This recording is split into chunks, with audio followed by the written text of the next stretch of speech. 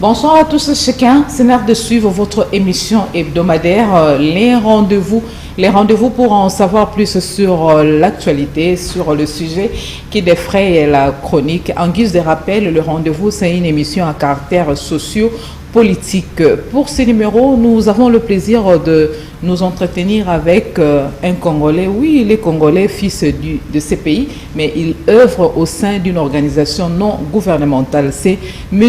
Michel Moubiala Katala, qui est assistant de la représentante nationale, honorable Solange Masumbuko, et superviseur de l'ONG Action pour le développement des communautés africaines. Monsieur Michel, bonsoir. Bonsoir, madame. Merci d'avoir répondu à notre invitation. Merci aussi à vous de m'avoir accueilli ce soir à votre émission. Voilà, vous travaillez avec l'honorable Solange Masumbuko, qui est à la tête d'une ONG, organisation non gouvernementale. Est-ce qu'on peut savoir, vous œuvrez dans quel but, vous vous distinguez d'autres ONG, de quoi? Parce qu'on sait qu'en République démocratique du Congo, il y a un problème de floraison des organisations non gouvernementales. Ouais, l'ONG ADIAC, Action pour le développement des communautés africaines, est une ONG qui œuvre de manière généralisée comme toutes les autres ONG du pays. Mais on a une particularité par rapport à la nôtre, c'est qu'on mise beaucoup plus sur l'autonomisation des communautés africaines. Donc en ce moment-là, pour nous, l'essentiel, c'est qu'un Congolais, une personne qui vit dans son milieu, dans sa communauté, puisse devenir autonome dans les jours qui viendront. Que cette personne ne soit pas toujours dépendante de certaines personnes, que cette personne ne soit pas toujours un quémandeur, mais que cette personne un jour se dise qu'il est capable de faire quelque chose, on peut compter sur lui parce qu'il est devenu autonome. Voilà, l'autonomisation, on en parle, on continue d'en parler d'une manière ou d'une autre. Qu'est-ce qui fait la différence par rapport à votre façon de procéder? Ouais, par rapport à notre façon de procéder, on commence d'abord par apprendre à nos membres qu'est-ce que c'est l'épargne. Pour qu'une personne devienne autonome, cette personne doit savoir épargner. Et c'est parmi les objectifs principaux de l'ADIAC. On est passé par des épargnes. C'est pour ça qu'est née au sein de l'ADIAC une caisse de solidarité populaire d'épargne et de crédit, qu'on appelle CASOPEC. C'est une caisse dans laquelle les personnes mettent de leur argent. Ils mettent de leur argent pour qu'à un certain moment, à la fin d'une certaine année, on transforme cet argent. Parce que la CASOPEC et l'ADIAC a créé un slogan qui s'est dit Bongola Maïle Mayo et Koma Mosolo. Alors Maïle Wana pour Koma Mosolo, il a fallu que Ndekoyeba comment garder son argent et comment épargner pour que demain il puisse être quelqu'un d'intelligent. Voilà, la République démocratique du Congo, le taux de chômage, s'il faut estimer, c'est 70%. Ouais. Épargner comment au moment où vous n'avez rien? Parce que l'ONG ne s'organise pas pour donner des fonds, emprunter et récupérer après. Ça serait mieux, au lieu de demander à quelqu'un d'épargner, on sait que beaucoup ne travaillent pas. La population est caractérisée de gagne petits. Et comment est-ce qu'ils viendront vers vous? Moi, vous avez précédé un peu me dire. Je pourrais le dire dans ce sens-là. Quand j'ai parlé de la CASOPEC qui apprend aux membres d'épargner, la CASOPEC organise des éditions. On est déjà à la 13e édition CASOPEC. Ça veut dire que dans la CASOPEC, là, on donne des crédits remboursables sans intérêt. Ça veut dire qu'on s'est dit que c'est facile pour toutes les personnes qui ont un certain niveau, un certain moyen, d'aller demander un crédit à la banque. On le dit toujours, là où partout vous trouvez un blanc, sachez-le, il a ses intérêts. Mais quand vous donnez sans intérêt, au retour, qu'est-ce que vous gagnez? Parce qu'il ne faut pas travailler en vain. Même la Bible le dit, tu travailles, tu ne manges pas. Si tu ne travailles pas, tu ne manges pas. On prend l'épargne. Okay. Comme on prend l'épargne à l'ADIAC, dans l'ONG ADIAC, on est censé être les premiers apprenants aux membres de l'épargne. Alors cet apprentissage commence par mettre à la disposition d'un membre une certaine somme et de voir comment le membre va gérer cette somme. Alors le système, il est simple. Nous, on donne de l'épargne, on donne de l'argent à nos membres et ces membres remboursent en fonction d'une certaine fréquence. Ça veut dire que, je prends l'exemple, si on devait donner 1000 $ à un membre, on dirait à ce membre de rembourser par exemple 100 $ par mois pendant 10 mois. Et en ce moment-là, pour rembourser les 100 $, le membre doit savoir épargner. C'est comme une et banque. faire circuler. Voilà, je pourrais dire que c'est comme une banque, mais je ne pourrais pas comparer ça à une banque. Parce que la banque génère des intérêts. Mais par rapport à la CASOPEC, jusque-là, il n'y a aucun intérêt qui est généré par rapport à l'activité. Donc les membres nous remboursent ce qu'il faut et nous remettons cela. Et vous le savez, les ONG et toutes les organisations non gouvernementales vivent des cotisations des membres, des dons et des legs. En réalité, ce sont les cotisations des membres, des partenaires. Pour le moment, on prie pour qu'on ait des partenaires. Parce qu'on n'a pas vraiment des partenaires pour le moment. Pour le moment, la seule personne qui s'implique totalement, c'est elle-même la représentante pays, l'honorable Solange Masumbuko, et bien sûr, les contributions des membres. Les membres contribuent, on est à pas moins de 15 000 membres. Vous vous rendez compte que si, par la plus grande grâce, tout membre donnait $1, on aurait 15 000 $ qu'on pourrait donner à des membres qui seraient bénéficiaires de la CASOPEC. Voilà, et c'est un peu d'être beaucoup plus explicite.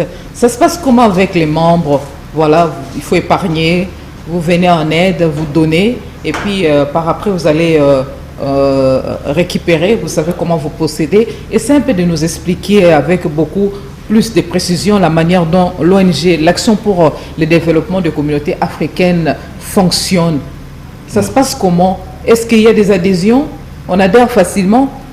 Et les principes, votre façon de procéder, enchante plus d'une personne qui semble vous tendre la main ou venir vers vous, ou bien vous rencontrez des difficultés par rapport à votre façon de fonctionner?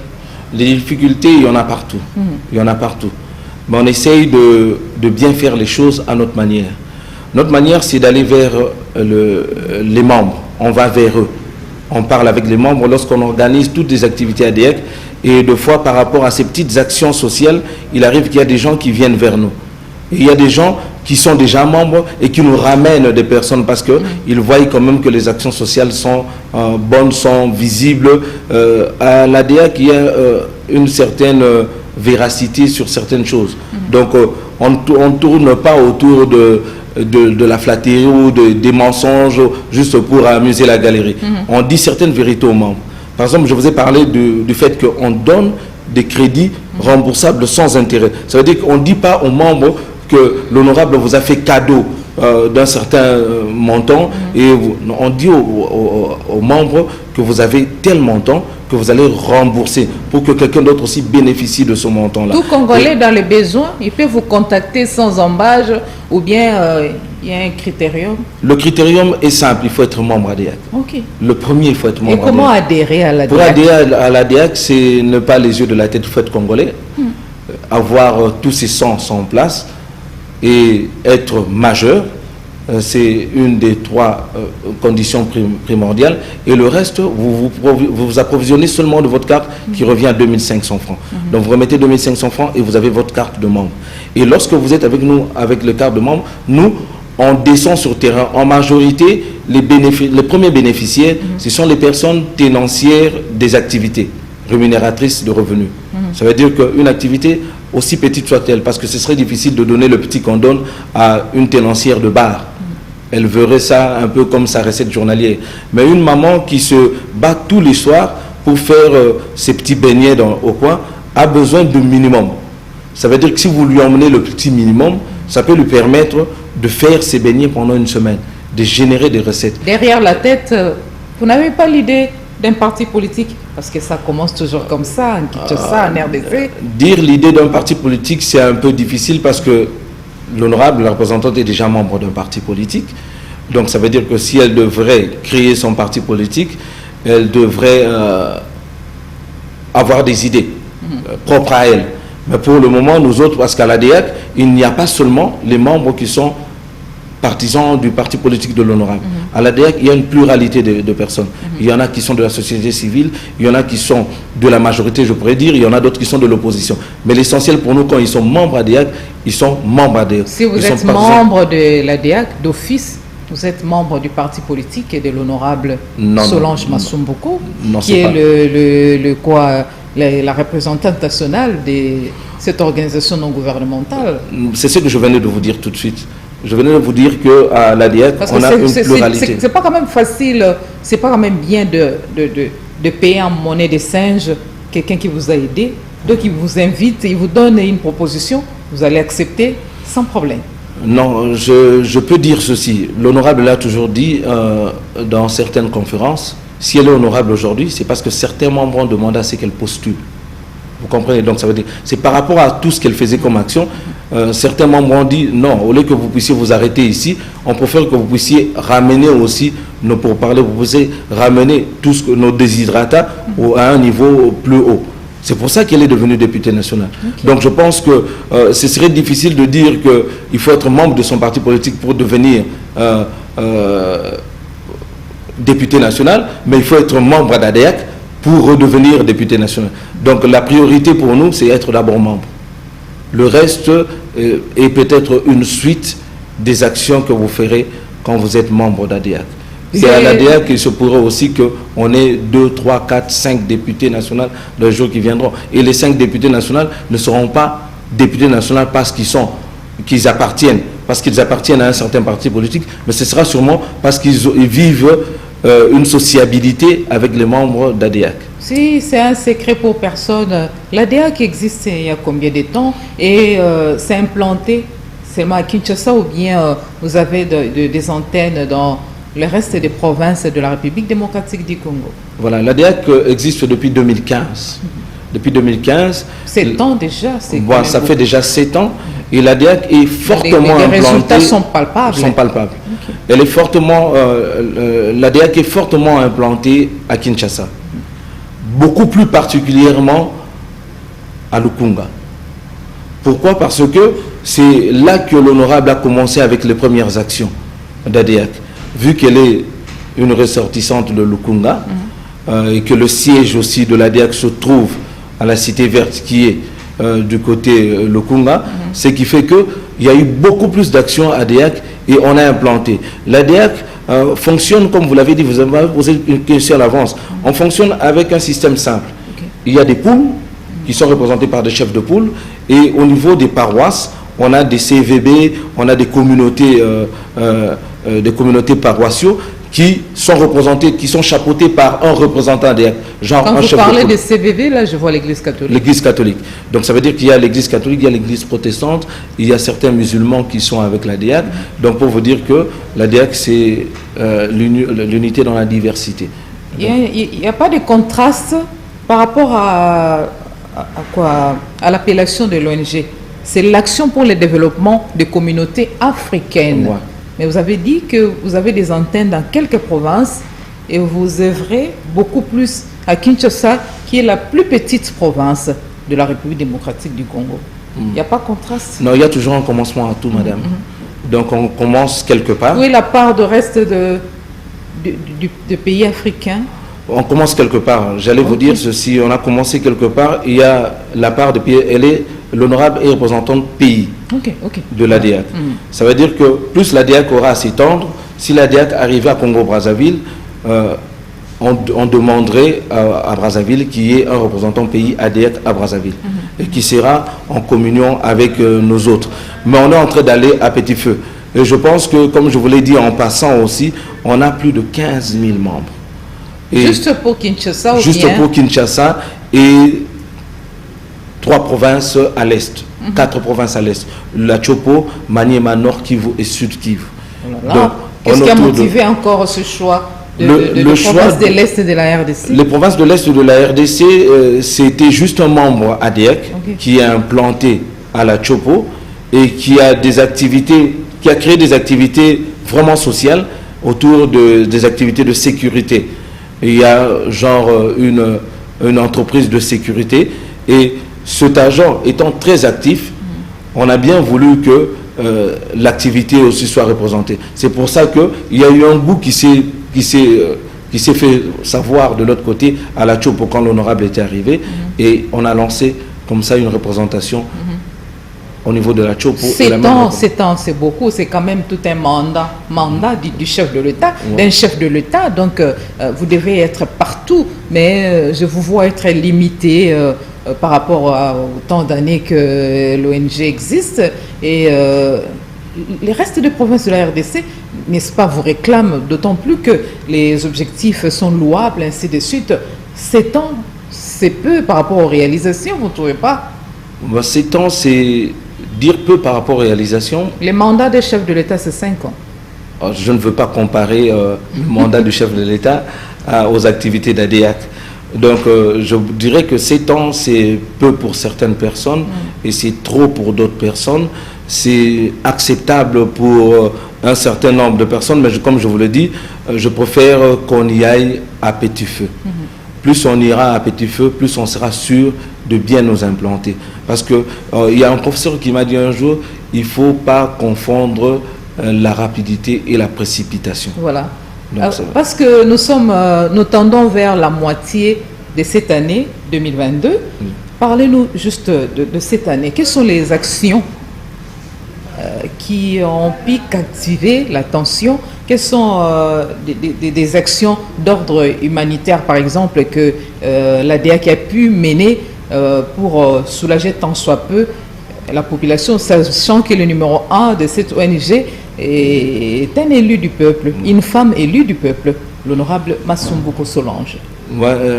Une des premières actions que l'honorable a eu à faire, l'ADIAC à travers l'honorable, c'est d'abord la présentation de Desidrata des membres de Lukunga. Je pense que vous avez vu qu'il y a plusieurs actions qui sont faites à Lukunga, c'est parce qu'elle a fait savoir. C'est sa circonscription électorale. Voilà. Elle a fait savoir plusieurs choses autour de sa circonscription électorale. Vous allez voir qu'on a touché tout ce qui est ravin. Il y a des têtes d'érosion. Il y a des têtes d'érosion qui sont en train d'être touchées. Il y a des routes qui sont en train d'être revues. Il y a des écoles qui sont en train d'être suivies par rapport à certaines choses. Ça, c'est déjà un premier pas qu'elle a fait par rapport à 2022. 2022, on a quand même eu à avoir des catastrophes malencontreuses dans lesquelles, par exemple, pour ceux de Matadi Kibala, l'honorable est descendu le jour même. Le jour même de tout ce qu'il y avait, de tout ce qui s'est passé à Matadi Kibala. Des fois, ça me donne envie de pleurer parce que quand je vois tout ce qui s'est passé ce jour-là, elle a eu à faire des actions autour de cela et on a eu à organiser des formations. Plusieurs formations qui ont découlé, je pense, dernièrement à une dernière activité où on a présenté un nouveau département. Pour les cas Matadi Kibala, elle a eu à faire des actions. Quelle action? J'ai tenté de conclure. Donc, parmi les actions, elle a vu d'abord les familles des victimes. Elle est descendue sur place. Elle a fait son petit geste. On n'est pas là pour louer les gestes qu'elle a pu faire, mais c'est en passant qu'on le dit. Et par rapport à la Casopec aussi, comme vous avez dit, on a toujours l'habitude de faire un geste. La 13e édition Casopec, cette année, elle était spéciale. Elle était dédiée beaucoup plus aux victimes de Matadi Kibala.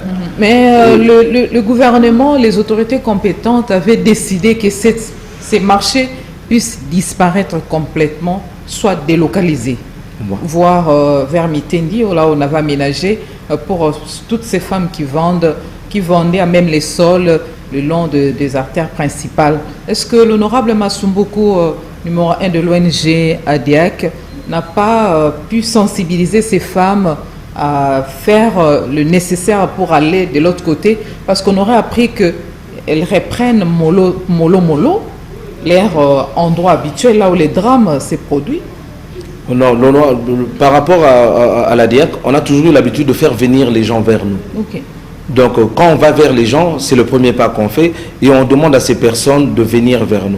Et par rapport à cette action qui venait de se faire pour le soutien des familles, on les a fait venir vers nous. Parce que ce qu'on donne ne représente peut-être pas l'activité génératrice de revenus que les anciennes dames faisaient. Mais c'est quelque chose de consistant qui peut permettre à ce qu'on puisse relancer une activité. Et relancer une activité, on ne demande pas à ces gens de relancer l'activité là où il y avait eu le drame. On est censé toujours respecter les lois du pays. Ça, elle est honorable.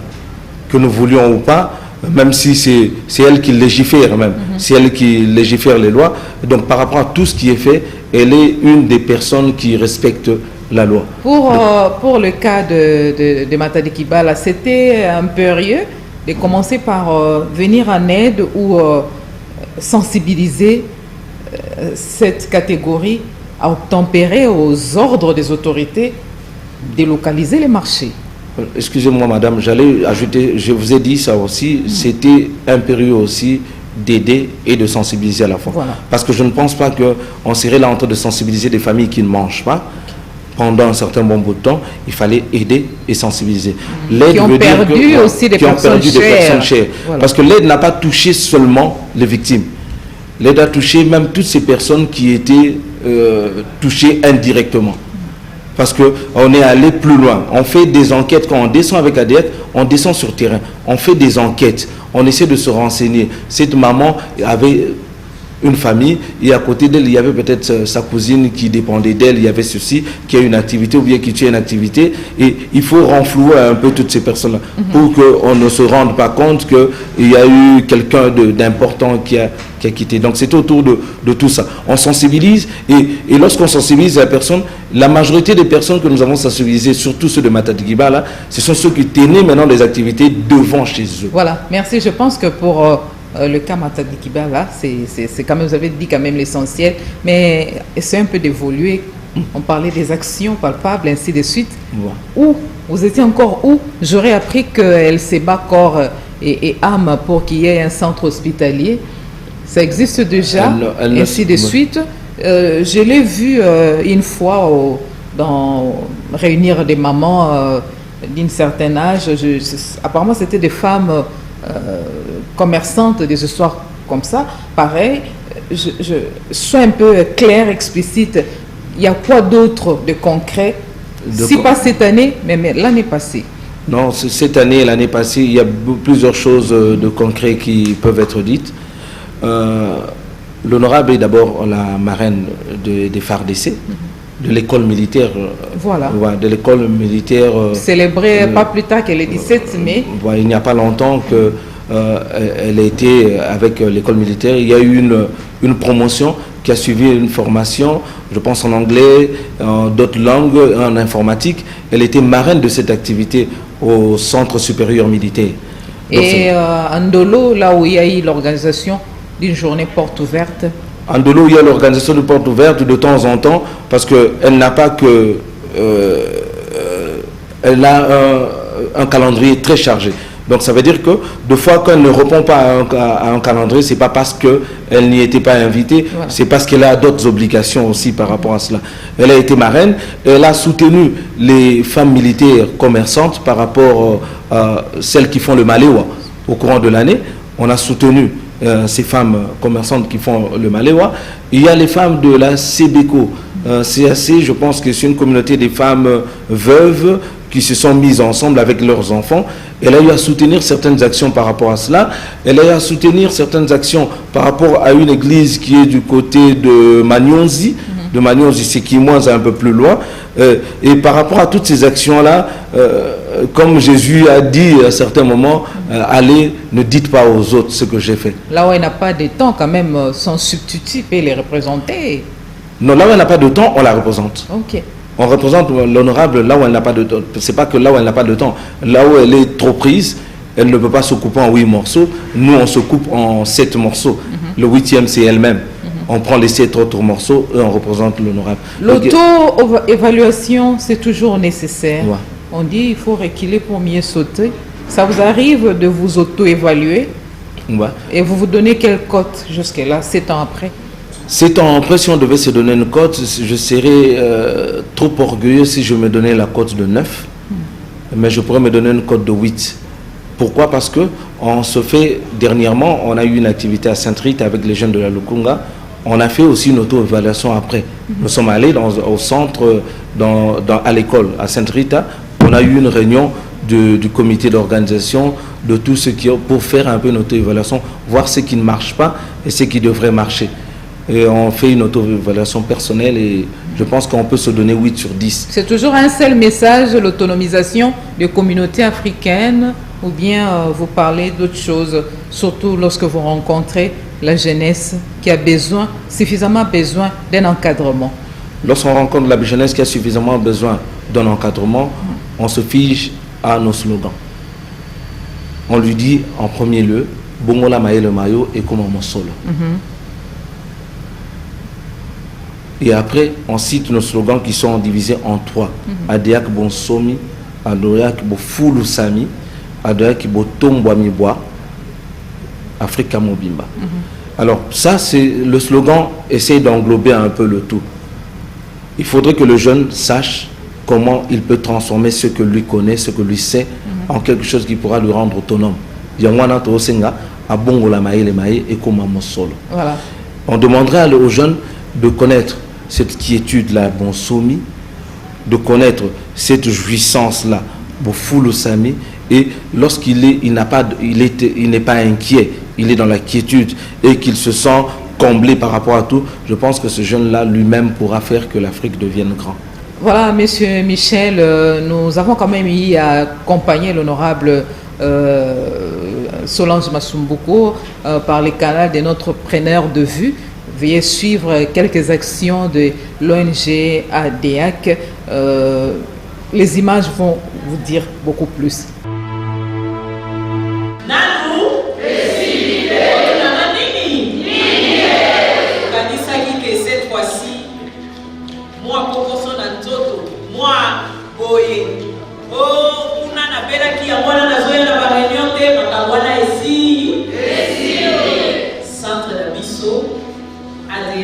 Maternité, et commis déjà fonctionnel. Et ça surprise, on a bombé la clinique.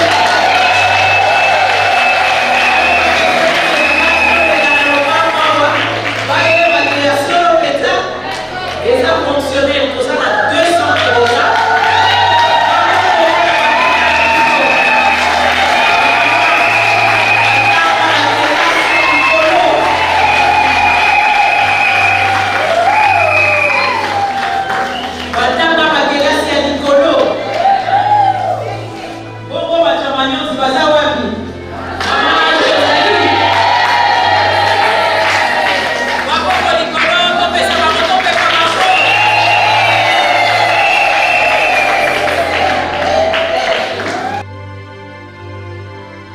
Voilà, Monsieur Michel, nous revenons avec vous. Nous sommes sur ce plateau pour continuer l'émission. Nous avons vu comment l'honorable Solange Masumbuku déploie d'énormes efforts, mène des actions palpables dans le but de stimuler les Congolais et pourquoi pas les restes des pays africains à en savoir plus sur l'importance d'épargner, comment voir l'argent, comment réussir à vivre dans l'autonomisation, à autonomiser plutôt les communautés africaines plutôt. Alors, quand vous suivez ces images, ça vous dit quoi? Qu'est-ce que vous retenez? Qu'est-ce qui vous vient en tête dans l'optique d'innover? Ce qui nous revient en tête quand on suit les images par rapport à tout ce qui s'est passé avec l'honorable. Parce que ce style, c'est le style identique, hein, de tout acteur politique, surtout des élus du peuple, affronter la population avec un message, ainsi de suite, et surtout que 2023 s'approche. Voilà, 2023 s'approche, mais je pense que quand vous avez vu les images, vous vous rendrez compte que les images ont commencé avant 2022, avant 2021 et déjà peut-être en 2020. Donc en ce moment-là, quelqu'un d'autre, un autre politicien se mettrait un peu dans sa stabilisation que dans des actions sociales. Et les actions sociales, vous avez vu, ont commencé depuis. Donc on commence avec ces actions depuis 2015. On a fait des petites actions. L'honorable est descendu sur place et elle a fait des formations. Je vous ai dit cela, que si l'honorable est politique aujourd'hui, c'est parce que les membres de la DIAC ont voulu qu'elle soit politique. Mais comme elle est élue du peuple, est-ce que c'est pour moi aussi pour qu'il y ait une loi plutôt qui plaide sur l'autonomisation, par exemple? Ouais, elle a eu à intervenir plusieurs fois sur l'aspect autonomisation au niveau du Parlement. Et je pense que ce sont des lois qui sont en étude jusque-là. Et on ne peut pas bousculer le Parlement par rapport à cela. Et on est sûr et certain qu'il y aura. Mais l'honorable, ce dernier temps, le prix fort qu'elle a payé, c'est par rapport à la représentation féminine. Et on est très contente parce que pour le moment, il y a déjà 3 gouverneurs qui ont été élus femmes. Elle en est très contente. Et pour ça, je pense que c'est une action qu'il faut déjà louer par rapport aux actions de l'honorable. Voilà, maintenant là, on sait que ce qui est beaucoup plus prioritaire, c'est la loi électorale d'abord, et peut-être le reste, on verra après. Ils ont leur façon de procéder par rapport au règlement d'ordre intérieur de la Chambre basse du Parlement. L'ADEAC évolue, vous avez dit, au nord et au sud de Kivu, ainsi de suite, mais là-bas, il y a toujours de foyers de tension et consorts. Vous en sortez comment? C'est là-bas, là où les besoins se présentent avec acuité. La population est vraiment dans les besoins. Et les pauvres, ainsi de suite. Mais vous procédez comment? Vous travaillez là-bas. Vous avez d'autres stratégies par rapport à Kinshasa où c'est beaucoup plus facile? Ouais, Kinshasa est beaucoup plus facile parce que Kinshasa est vraiment dans la quiétude par rapport aux provinces de l'Est. Mais comme toujours, on se bat par rapport à l'autonomisation des communautés africaines. Les ONG ont, comme je vous ai dit au début, je vous ai dit que l'ADEAC fonctionne un peu comme toutes les ONG. On procède par des formations par rapport à certaines choses. De l'autre côté, il y a des formations qui sont données à travers notre représentant. Malheureusement, s'il était sur place, il vous aurait donné en détail tout ce qu'on fait comme action, mais on a des formations qu'on organise pour le moment. Et les actions d'autonomisation comme ceux de Kinshasa avec la CASOPEC, c'est un peu difficile pour le moment parce qu'il faut qu'il y ait une stabilité, une sécurité plus ou moins assurée et accrue pour qu'on fasse ces genres d'activités, genre CASOPEC. Mais le message ne va pas passer facilement pour les cas de l'Est parce qu'ils sont agressés à tout moment. Une personne agressée à tout moment qui, en se déplaçant, peut avoir une formation qui lui permette de vivre, cette personne se sentira plus rassurée que cette personne qui n'a rien en tête. Donc je pense que notre formation apporte au moins quelque chose sur l'aspect de l'Est. L'état de siège qui sévit à l'Est de la RDC vous a permis quand même de travailler aussi sans embâche? Ouais, en majorité, tout ce qu'on fait comme activité sont des activités qui ne lèsent et qui ne biaisent pas l'état de siège, ce qui fait qu'on n'a pas de problème par rapport à cela. Et pour cette population qui vit dans des zones occupées, envahies par les rebelles, où c'est un peu contrôlé par les rebelles, où il y a la présence de rebelles. Moi, pour ces populations et la présence, je suis d'abord de cœur avec eux, et je suis de cœur avec tous les efforts qui sont faits par l'armée pour essayer de stabiliser de l'autre côté. Mais comme vous le dites, il est très difficile d'opérer dans ce genre de zone. Mais de cœur toujours avec l'armée, comme l'honorable, je vous l'ai dit, elle est marraine. Donc il arrive de temps en temps que de fois, elle discute un peu, elle échange un peu en se rassurant que nos frères et sœurs qui sont de l'autre côté sont dans des conditions aisées. Et c'est pour quand la présence de l'ADEAC, par exemple à l'Équateur, au Kasaï central, au Kasaï occidental, et voire même au Congo-Brazzaville? Ça veut dire que si Madame Adèle me disait qu'elle est capable de tenir ADEAC à l'Équateur, je pense que je ferai un plaidoyer pour qu'elle devienne la représentante ADEAC à l'Équateur. Donc on a un problème de personnel pour le moment. Je pense que lorsqu'on aura le personnel adéquat, on pourra installer l'ADEAC partout où la population le demande. 7 ans après, vous êtes buté à un problème de personnel? Je dis un personnel sur place. Vous justifiez ça comment? Je justifie sur place parce que l'honorable a fait certains déplacements par rapport à certaines contrées. Elle est représentante de pays, donc ce qui fait que le jour où elle arrive à l'Équateur, sûrement il y aura un personnel adéquat. Mais par rapport à son poids politique et sa casquette de député national, les annonceurs ne devaient pas traîner les pieds. Non, les annonceurs ne devaient pas traîner les pieds, mais comme je vous ai dit, à l'ADEAC, ce n'est pas la flatterie, ce n'est pas les on-dit. À l'ADEAC, on doit connaître une personne, on doit parler avec la personne doit s'imprégner de nos idéaux. Et si cette personne ne s'imprègne pas de nos idéaux, même s'il vient nous dire qu'il veut être représentant de l'ADEAC dans le Kasaï, il n'irait pas.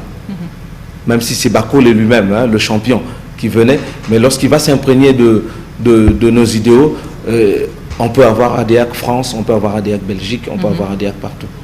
Les communautés, peu importe lorsqu'elles se trouvent, ce sont des communautés africaines en majorité, mais les communautés africaines sont partout. ADEAC compte en son sein combien de membres? 15 000 membres à Kinshasa seulement. À Kinshasa seulement, on est à 15 000 membres. C'est pas peu quand même. Bon, c'est pas peu. Je me vante aussi un peu d'ADEAC parce qu'en disant cela, ADEAC est parmi les ONG les plus représentées au pays. Et à Tchangou, vous êtes présent aussi? À Tchangou, il y a un chef de poule à Tchangou. C'est vrai que l'activité est un peu latente à Tchangou, parce que vous vous rendez compte que Kinshasa étant la capitale, tout le monde se veut de Kinshasa. Tout le monde veut de Kinshasa, mais on y va à petit feu, comme je vous disais, on y va tout doucement. Quand vous allez à Tchangou, vous trouverez qu'il y a des gens qui ne veulent pas que d'autres viennent.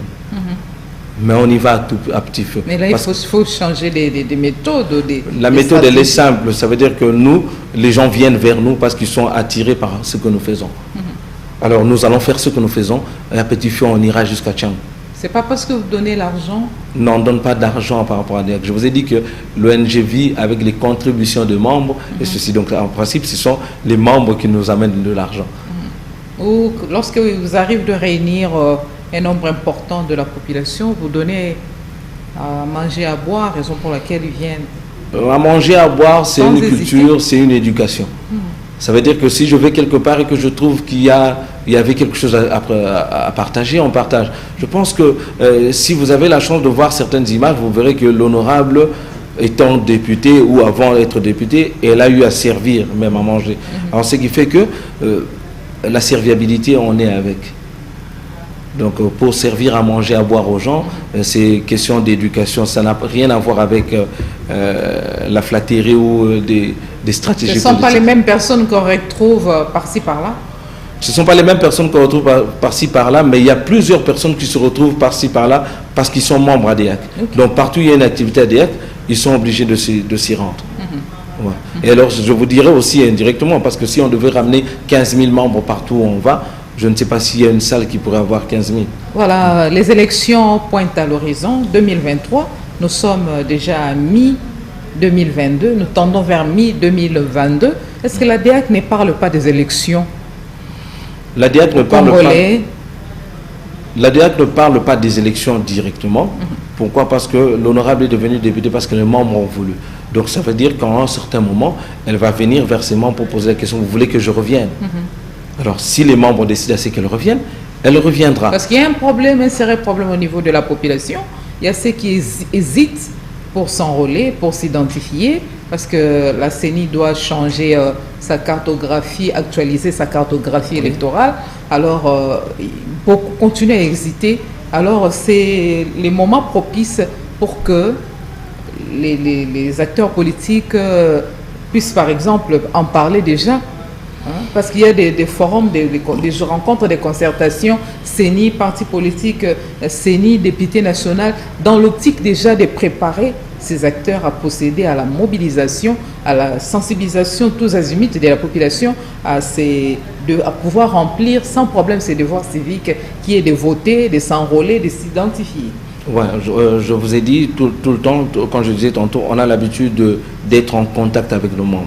Ça veut dire que s'il arrivait qu'il y ait une obligation pour que nos membres soient partisans des élections par rapport à cela, on aura le temps de le dire. L'honorable est d'ailleurs mieux placée, comme vous le dites, vu qu'elle est députée nationale et légifère aussi les lois. Donc facilement, elle pourra parler de cela sans se gêner. Mais pour le moment, nous sommes encore dans les actions. Donc vous attendez les moments opportuns? Attendre le moment opportun, je pense pas le dire comme ça, que nous attendons. Moi, en tant que superviseur ADEAC, le moment opportun, c'est ce que j'ai déjà maintenant, les actions ADEAC. Les moments inopportuns, je ne pense pas les avoir. Mais s'il faut parler politique, il y aura un moment où il faudra parler politique. Mais pour le moment, nous parlons des actions ADEAC. Voilà, la population qui est en train de nous suivre maintenant et aimerait en savoir plus, voire même adhérer à l'ADEAC, comment procéder? Pour procéder, c'est plus simple. On a des représentations maintenant à Matadi Mayo.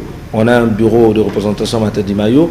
On en a un à Mboudi, mais le siège se trouve à la Cité Verte, à la 5e rue Cité Verte. Donc il suffit que vous preniez un transport, vous descendez non loin au niveau de l'arrêt Snell, vous dépassez un peu Cité Verte, donc c'est entre Cité Verte et l'arrêt Liboul, entre l'arrêt Liboul à Badiading, il y a une représentation de la SNEL, un bureau de la SNEL qui est là. Donc c'est la 5e rue. On n'est pas loin de là, il suffit d'arriver et vous pouvez appeler nos numéros, vous allez les voir sûrement au bas de la page. Voilà, parmi les organisations non gouvernementales qui existent en République démocratique du Congo figure l'organisation non gouvernementale Action pour le développement des communautés africaines. C'est avec l'assistant de la représentante nationale et superviseur de Souhaite ONG, M.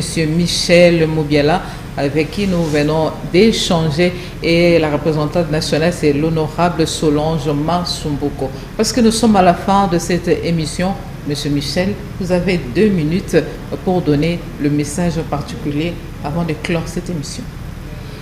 D'accord, un message particulier. Je remercie d'abord Madame Adèle Bissosa pour m'avoir accueilli à l'émission. Je vous en prie. Je remercie indirectement aussi l'honorable Solange Masumbuko, qui est représentante pays de l'ADIAC, ainsi que toute l'équipe de la coordination ADIAC, parce que si aujourd'hui on parle d'ADIAC, c'est parce que cette équipe s'est mise